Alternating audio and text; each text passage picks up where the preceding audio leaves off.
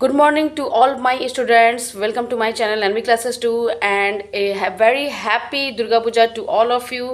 तो चलिए स्टार्ट करते हैं चैप्टर 13 हिंदी का भाषा सागर का चैप्टर 13। चैप्टर का नाम है नीति वचन। आज मैं इसका आपको प्रश्न उत्तर और ग्रामर पोर्शन बताऊंगी। तो स्टार्ट करने से पहले आप मेरे चैनल को सब्सक्राइब कर दें, लाइक करें, वीडियो अच्छा लगा हो, हेल्पफुल किया हो तो अपने फ्रेंड्स के साथ शेयर भी करें। तो चलिए स्टार्ट करते हैं नीति वचन। तो इसमें देखते हैं कबीर और रहीम के दोहे दिए हुए हैं। इन दोहे को एक बार हम लोग रीड कर लेते हैं, उसके बाद इसके प्रश्न उत्तर पर चलेंगे। तो पहला देखते हैं, सांच बराबर तप नहीं, झूठ बराबर पाप, जाके हृदय सांच है, ताके हृदय आप। ऐसी बानी बोलिए मन का आपा खोए, औरन को शीतल करे आपहु शीतल होए। रूखा सूखा खाए के ठंडा पानी पीव, देख पराई चूपड़ी मत ललचावे जीव। काल करे सो आज कर, राज करे सो अब, पल में परलय होए बहुरी करेगा कब।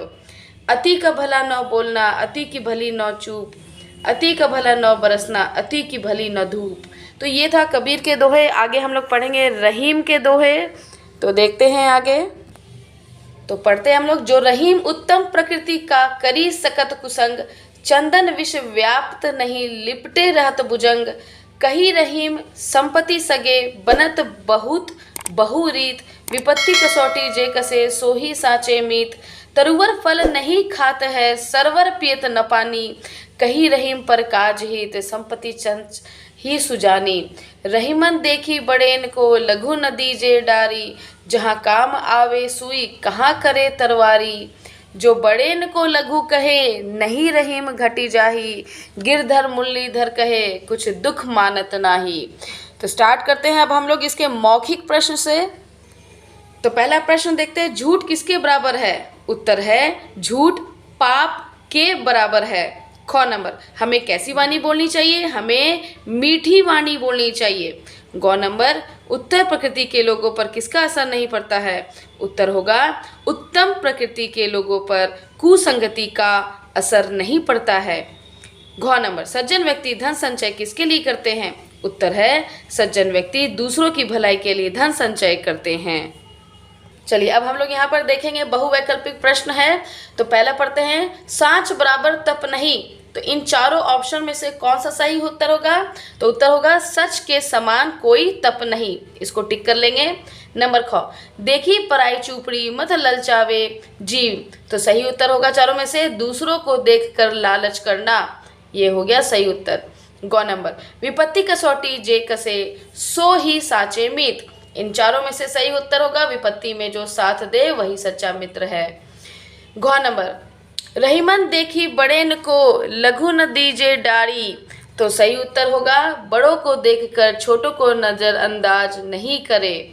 चलिए आगे बढ़ते हैं। 3 नंबर में बच्चों दोहे आपको लिखना है। दोहे की पंक्तियां पूरी कीजिए। तो ये पूरी आप कर सकते हैं, पीछे से देख के आप कर सकते हैं पंक्तियां। तो इसमें बहुत इजी है, आप कर लेंगे खुद से। नंबर 3 देखते हैं प्रश्न उत्तर। कौन नंबर कहा है, कबीर किसी भी कार्य को कल पर टालने के लिए क्यों मना करते हैं? उत्तर होगा कबीर किसी भी कार्य को कल पर टालने के लिए इसलिए मना करते हैं क्योंकि हो सकता है भविष्य के कल में हम पर कोई विपत्ति आ जाए और हम काम को कर नहीं सके। चलिए आगे बढ़ते हैं। चलिए ख नंबर पढ़ते हैं, कबीर ने क्यों कहा है कि अति कभी भी सही नहीं है? तो उत्तर है इसका, कबीरदास कहते हैं कि अति किसी भी चीज की अच्छी नहीं होती है। न तो अधिक बोलना अच्छा होता है और न ही आवश्यक से अधिक चुप रहना सही होता है। जैसे न तो अधिक वर्षा अच्छी होती है और न ही अधिक धूप अच्छी होती है। यानी कि सामान्य तौर पर बराबर होना चाहिए, न ज़्यादा धूप न ज़्यादा वर्षा। प्रश्न गौ पढ़ते हैं, चंदन की विशेषता क्या है? उत्तम प्रकृति वाले व्यक्ति की तुलना चंदन से क्यों की गई है? तो उत्तर इस प्रकार है, आप देखेंगे गौ नंबर में, जिस प्रकार जहरीले सांप चंदन के वृक्ष से लिपटे रहने पर भी उस पर कोई जहरीला प्रभाव नहीं डाल पाते, उसी प्रकार अच्छे स्वभाव के मनुष्य को बुरी संगति भी बिगाड़ नहीं पाती है। तो इसी तरह हम लोगों को भी बनना पड़ेगा बच्चों। गौ नंबर, किसी श्रेष्ठ व्यक्ति को छोटा कहने से क्या होता है? उत्तर देखेंगे, उत्तर है रहीम अपने दोहे में कहते हैं कि किसी भी बड़े को छोटा कहने से बड़े का बड़प्पन कम नहीं होता, क्योंकि गिरधर को कान्हा कहने से उनकी महिमा में कमी नहीं होती। आगे बढ़ते हैं बच्चों, अब हम लोग भाषा की दुनिया का बनाएंगे एक 1 बाय 1। तो 1 नंबर क्वेश्चन कह रहा है तत्सम तद्भव देशज तथा विदेशी शब्दों के 4 उदाहरण लिखिए। तो अभी हम लोग इन सभी शब्दों के क ख ग घ के उदाहरण देखेंगे। तो यहाँ पर देखते हैं तत्सम शब्द आम्र और तद्भव में आम बन जाता है। पूर्ण तो पूरा बन जाएगा तद्भव में। तत्सम में क्षेत्र है तो उसी को तद्भव में खेत कहा जाता है। तत्सम में मत्स्य है और तद्भव में मछली हो जाता है। देशज का उदाहरण देखेंगे लोटा, कटोरा, घोटाला, जगमग। विदेशी में शब्द में देखेंगे अजीब, अमीर, चरखा, आवाज। तो ये था इन चारों का उदाहरण।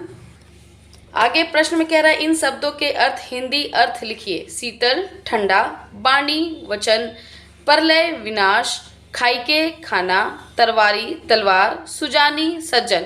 ये आप शब्दार्थ से भी देख के लिख सकते हैं। चलिए नंबर 3 बढ़ते हैं। समान तुक वाले शब्द लिखिए। तो ये आपको मिल जाएगा पीछे दोहे में मिल जाएगा। होए, खोए, चुप, धूप, पानी, सुजानी, पीव, जीव, कुसंग, भुजंग, डारी, तरवारी। यह हुआ समान तुक वाले शब्द, यानी कि इंग्लिश में इसको बोलते हैं राइमिंग वर्ड्स। चलिए अब इस चैप्टर का अंतिम क्वेश्चन पढ़ लेते हैं। विलोम शब्द लिखिए। सज्जन, दुर्जन, कुसंग, सुसंग, मित्र, शत्रु, भला, बुरा, लघु, दीर्घ, पाप, पुण्य। तो बच्चों ये था इस पाठ का प्रश्न उत्तर और भाषा की दुनिया। आई होप आपको ये वीडियो अच्छा लगा हो। तो प्लीज़ सब्सक्राइब करें और लाइक करें, अपने फ्रेंड्स के साथ शेयर भी करें। नेक्स्ट वीडियो में मैं चैप्टर 14 लेके आऊँगी। चैप्टर 14 का नाम है पार्ट 14 पटाखों के नुकसान। अब मैं लेके आऊँगी, तो देखते रहे NB classes 2। Thank you, bye bye, have a nice day.